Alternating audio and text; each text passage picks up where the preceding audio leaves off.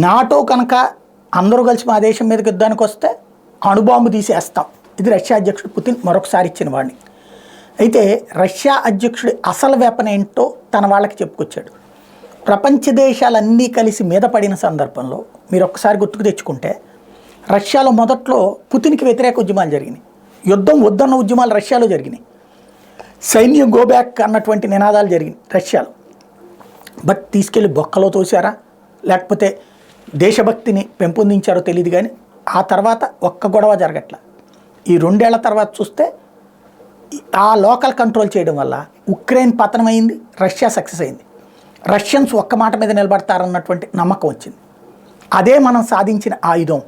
ప్రపంచం అంతా కలిసి మన మీద పడుతున్నటువంటి దశలో భయపడిపోయిన రష్యన్స్ ఈవేళ సగర్వంగా ధైర్యంగా ఉన్నారు. అది అణుబాంబు కంటే శక్తివంతమైన ఆయుధం అంటూ పుతిన్ తన సైన్యానికి నూరిపోశాడు.